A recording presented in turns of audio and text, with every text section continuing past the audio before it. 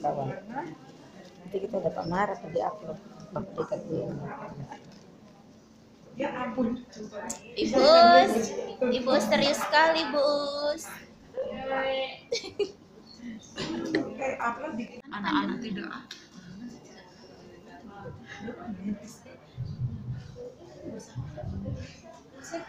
Jangan sendiri jam 3 subuh. Ini video. Mau saya posting di YouTube. Ini hasil dari kelompoknya. Sudah tadi kan. Ini lanjutan video-video tadi.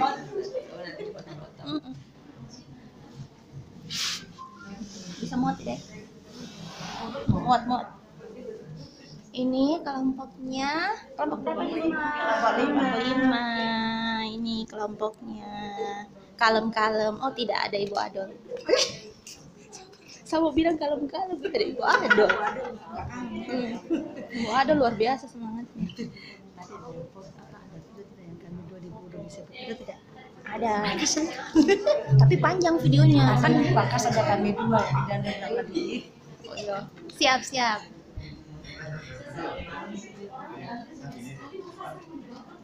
Sudah selesai, Pak, Bu. Proses. 80%. Asik. Oh, itu ya, ininya hasilnya ya. Ini kelompok 6.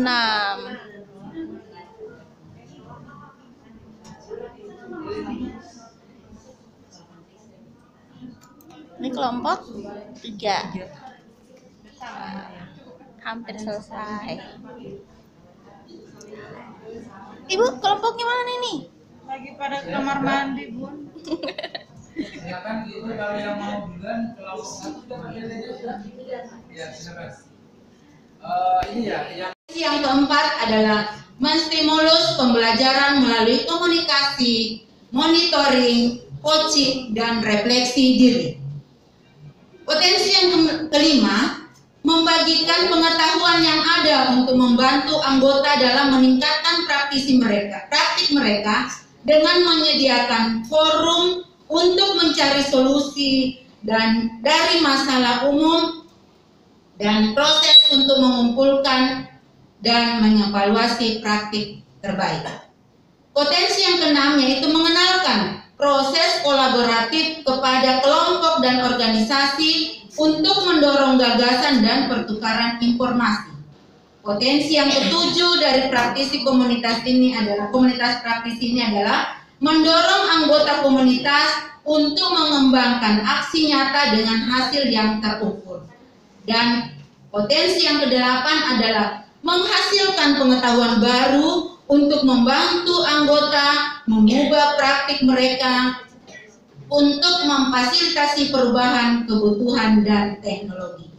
Adapun karakteristik daripada komunitas praktisi ada 3, yaitu yang pertama adalah domain.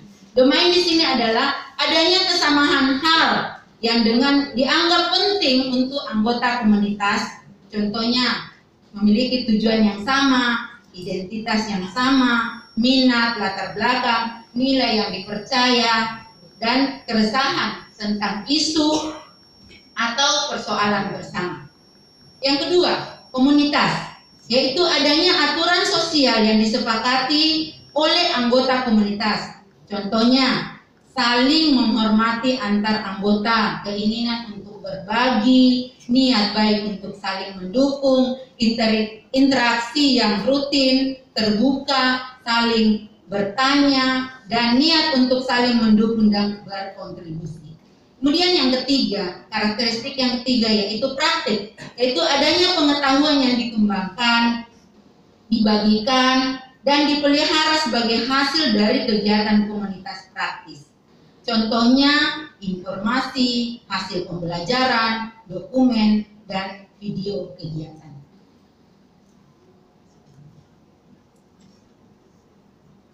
Contoh-contoh rancangan komunitas praktisi guru di Kabupaten Merauke dengan karakteristik 3 tadi ada karakteristik domain, komunitas, dan praktek. Di karakteristik domain, contoh rancangannya adalah guru-guru di Kabupaten Merauke yang mempunyai tujuan untuk mewujudkan merdeka belajar. Komunitas, adanya kesepakatan pertemuan 1 bulan 1 kali secara bergilir di setiap sekolah anggota komunitas untuk belajar bersama-sama dan belajar praktik baik. Misalnya, memberikan salam, menanyakan kabar, bertegur sapa, berkomunikasi dalam bahasa Inggris yang sederhana.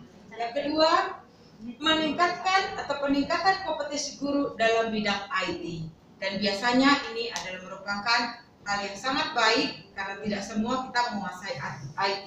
Oleh sebabnya kami buat menjadi contoh rancangan kami. Pada yang praktik, foto dan video kegiatan, kemudian dikumpulkan dokumen dan kumpulan dokumen hasil kegiatan anggota bisa diunggah di media sosial, membuat artikel yang akan dimasukkan dalam blog komunitas. Jadi artinya bisa dibagikan kepada banyak orang.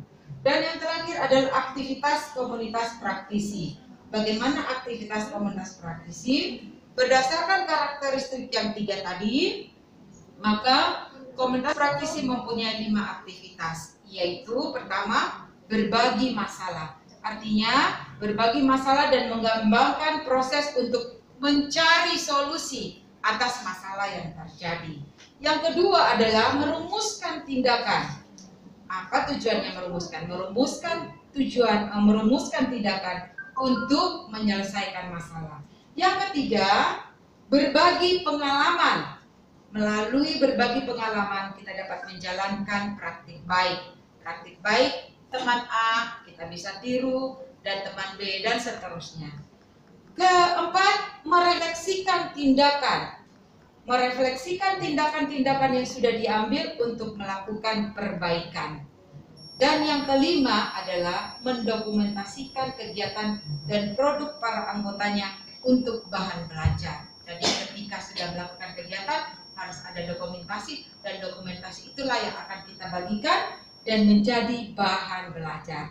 Demikian yang dapat kami bagikan tentang komunitas praktisi guru sebagai strategi pengembangan keprofesian berkelanjutan bagi guru di bab pertama oleh kelompok 1. Terima kasih. Silakan ada masukan yang Sehingga kita terbiasa pembiasaan, kemudian peningkatan kompetensi guru mungkin di bidang IT atau apalagi. Jadi kami sampai tadi hanya 2 terpikir, tapi nanti kan ini rancangan kita nanti guru-guru di kabupaten membahas mengenai budaya positif di komunitas praktisi. Ini adalah rencana budaya positif yang nanti akan, kalau misalnya kita sudah buat komunitas nanti, ini rencananya. Jadi yang pertama, pembelajaran yang relevan bagi anggota komunitas. Adapun poin-poin daripada pembelajaran yang relevan bagi anggota komunitas ini berkaitan dengan anggota-anggota di kelompok-kelompok yang lain tadi. Seperti yang Bapak Mardianto tadi sampaikan mengenai sertifikat itu berarti berkaitan dengan kelompok-kelompok yang lain. Jadi ini yang pertama adalah pengembangan kompetensi. Pengembangan kompetensi ini mungkin kita bisa mengadakan workshop. Dalam workshop itu ada mendapatkan sertifikat. Lalu kemudian yang bagian B, memberikan motivasi melalui media sosial dengan membagikan praktik-praktik baik yang saya ingat tadi disampaikan juga oleh kelompok 1. Praktik baik juga tadi ada toh? Oke. Lalu yang kedua, membangun nilai-nilai bersama. Yang pertama, menyusun ADRT secara bersama-sama. Jadi ini secara bersama, jadi apapun yang kita putuskan di dalam komunitas itu harus dilakukan secara bersama-sama. Jadi kami ambil menyusun ADRT secara bersama-sama. Apa itu? Poin-poinnya yaitu kesepakatan komunitas. Lalu kemudian membangun dialog yang positif antar anggota di komunitas. Lalu yang ketiga, semua anggota terlibat aktif dalam setiap kegiatan komunitas yang telah disepakati bersama. Jadi intinya di sini adalah kesepakatan bersama. Lalu kemudian yang keempat, saling menghormati dan menerima setiap pendapat. Oke, selanjutnya. Oke, saya lanjutkan. Yang ketiga, melibatkan anggota dalam pengambilan keputusan. Yang pertama, setiap anggota terlibat aktif dalam penyusunan program. Jadi, nanti di komunitas kita sudah bersama-sama menyampaikan ide-ide. Lalu kemudian, setiap anggota terlibat aktif dalam penyusunan program. Poin-poinnya yaitu menentukan topik. Minta maaf ya, itu kesalahan sistem tadi. Belum. Menentukan topik atau program yang dicanangkan dan disepakati oleh setiap anggota. Lalu kemudian menentukan pembagian peran di komunitas untuk setiap kegiatan yang disepakati bersama. Pembagian peran tadi ada di kelompok siapa ya pembagian perannya? 6 ya. Berarti sudah kembali lagi berkaitan dengan kelompok lain. Kemudian yang keempat, membangun relasi yang positif antar anggota, yaitu membangun komunikasi yang baik. Poin-poinnya yaitu dengan membentuk grup komunitas melalui media sosial, lalu kemudian saling mendukung dan mengapresiasi setiap capaian dari anggota komunitas, sehingga dengan kita saling mendukung, saling mengapresiasi, capaian sekecil apapun akan memberikan rasa kepercayaan diri kepada anggota komunitas itu. Lalu kemudian saling menghormati antar setiap anggota komunitas. Dan terakhir yang kelima, menjadikan refleksi dan umpan balik menjadi bagian dari proses rutin. Yang pertama, setiap kegiatan yang sudah dilakukan refleksi secara bersama-sama, lalu kemudian membuat rencana tindak lanjut. Oke, sekian dari kami. Mungkin saya kembali ke moderator. Ada mau ditambah? Baik.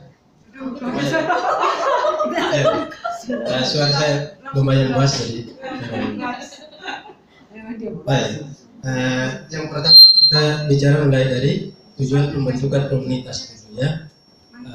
Kita berbicara untuk membentukkan komunitas, tujuannya apa?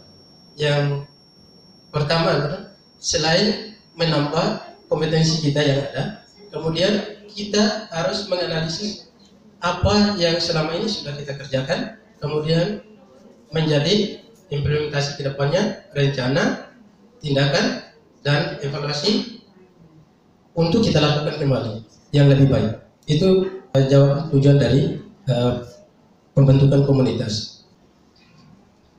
Baik, terima kasih atas kesempatan yang diberikan kepada kelompok kami, kelompok 4. Assalamualaikum warahmatullahi wabarakatuh. Selamat siang dan salam sejahtera bagi kita semua. Kelompok 4 ini akan membawakan materi tentang kolaborasi dalam komunitas praktisi dan anggota kelompok kami, yaitu saya sendiri Kadri dan Ibu Nabi serta Ibu Uswatun Hasanah.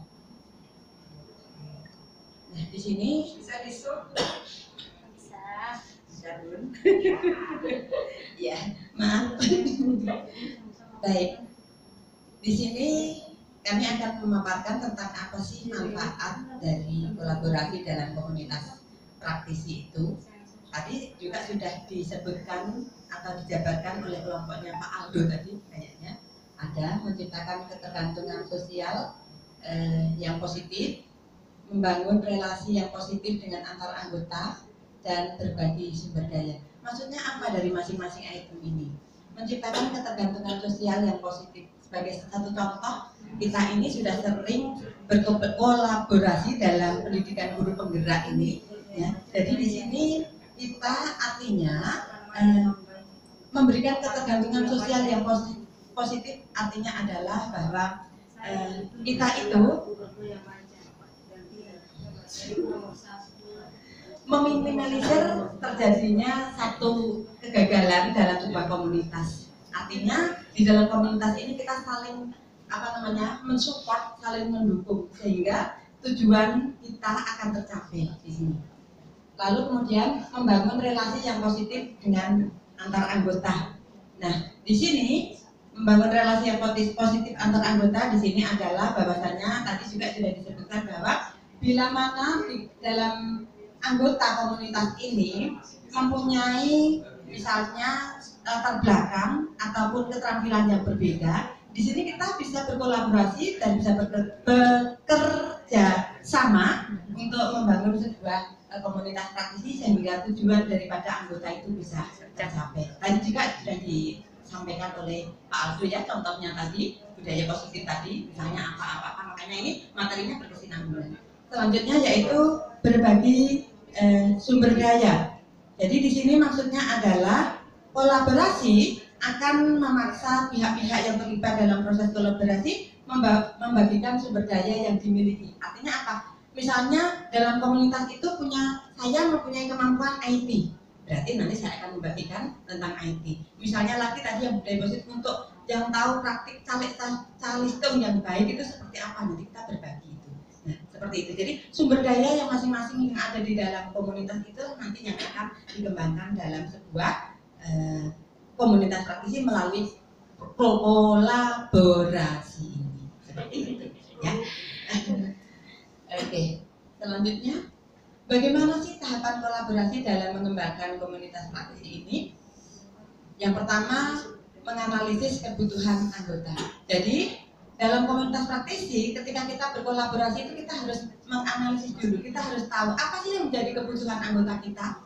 Ya, jadi maksudnya anggota komunitas praktisi kita itu butuhnya apa? Tadi Bu Tere katakan kita perlu calistung, berarti ya kita akan bahas itu, kita analisis apa sih kebutuhannya untuk bisa menerapkan calistung dengan baik itu. Lalu kemudian memfasilitasi penyusunan rencana kegiatan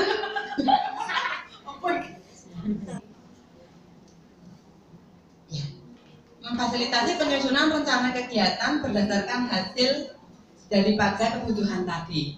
Ya, jadi di sini adalah disusun.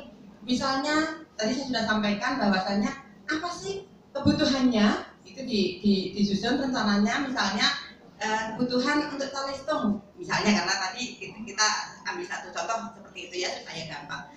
Kebutuhannya apa saja sih? Misalnya berarti mungkin buku-buku ya. Lalu kemudian mungkin juga gambar-gambar yang